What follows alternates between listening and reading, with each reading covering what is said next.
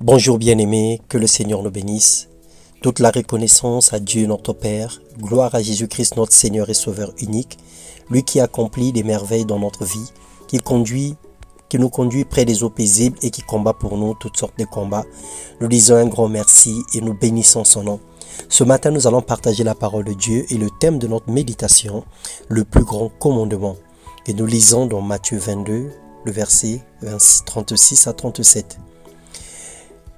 Quelqu'un posa la question à Jésus disant « Maître, quel est le plus grand commandement de la loi ?» Jésus lui répondit « Tu aimeras le Seigneur ton Dieu de tout ton cœur, de toute ton âme et de toute ta pensée. » Et la même définition, la même réponse, le Seigneur avait donnée aux enfants d'Israël dans l'Ancienne Alliance, dans Deutéronome, le chapitre 6, le verset 5. Le Seigneur parlait des commandements, de l'amour que nous devons avoir pour lui. Si nous définissons les mots commandement et aimer, nous allons dire qu'un commandement est un ordre que donne celui qui a le pouvoir. Et aimer, c'est ressentir un sentiment fort pour quelqu'un. Alors, en reformulant la question que le disciple avait posée à Jésus, « Maître, quel est le plus grand commandement ?» Nous pouvons le reformuler en disant ceci, « Quel est le plus grand des ordres que Dieu donne ?» La réponse, c'est ressentir un sentiment plus fort pour lui. Alléluia.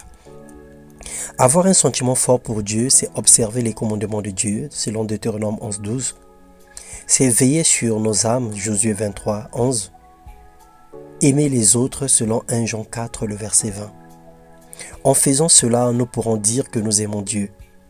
Cependant, même parmi les chefs, plusieurs crurent en lui, mais à cause des pharisiens, ils n'en faisaient pas l'aveu, dans la crainte d'être exclus de la synagogue, car ils aimèrent la gloire des hommes plus que la gloire de Dieu, nous dit la parole de Dieu dans Jean 12, le verset 42 au verset 43.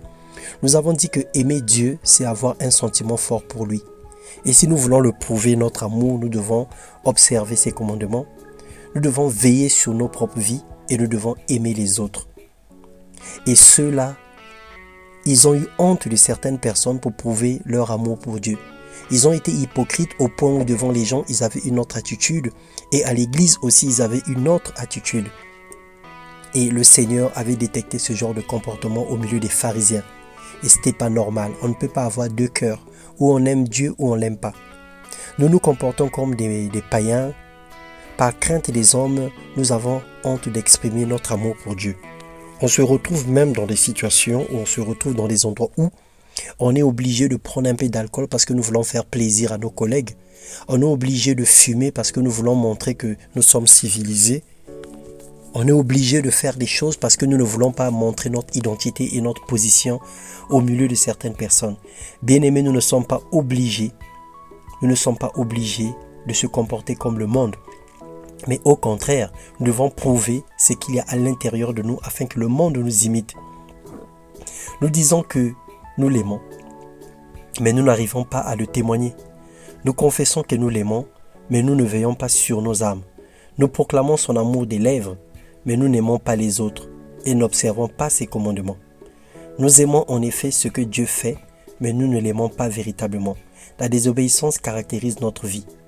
Dans Jean 14, le verset 23, la Bible déclare « Si quelqu'un aime Dieu, il gardera sa parole. Et Dieu l'aimera, il fera son corps sa demeure et cette personne prospérera. » Aimons le Seigneur de tout notre cœur, faisons sa volonté et soyons bons les uns envers les autres. Bien-aimés, si nous voulons savoir aujourd'hui le degré de notre amour pour Dieu, cela commence par le respect de sa parole, cela commence par la piété que nous pouvons avoir et cela commence par la façon dont nous traitons nos vies. Il arrive des moments où nous nous négligeons, nous nous méprisons. Il arrive des moments où nous traitons notre propre vie comme si elle n'en avait aucune importance à nos yeux et à combien plus forte raison aux yeux de celui qui nous a créés à son image et à sa ressemblance. Nous disons que nous aimons Dieu et nous sommes incapables de faire le bien à notre prochain. Notre prochain, c'est toutes les personnes qui sont autour de nous.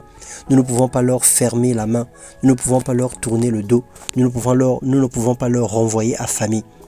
Lorsque nous aimons nos prochains, lorsque nous aimons notre vie, lorsque nous obéissons à la parole de Dieu, nous pouvons être sûrs que nous aimons le Seigneur. Et si nous aimons le Seigneur, la Bible déclare dans Jean 14, 23 que nous avons lu, le Seigneur nous aimera et son amour est inconditionnel parce que le Seigneur a répandu son amour dans nos cœurs par le Saint-Esprit.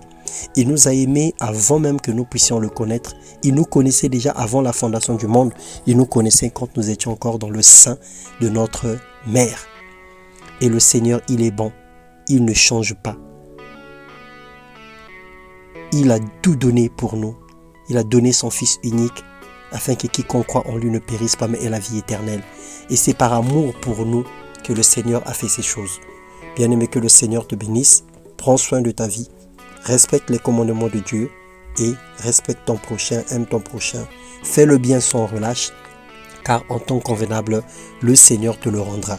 Que Dieu nous bénisse et nous accorde une longue vie, qu'il nous garde fidèles à lui et qu'il combat pour nous des combats visibles et invisibles, qu'il éloigne de nos cœurs toute rancœur, tout rejet, tout ressentiment et toute mauvaise expérience, toute souffrance que nous avons connue dans notre vie et que l'amour de Dieu prend place et rend nos cœurs légers ce matin, dans le nom de Jésus-Christ. Amen.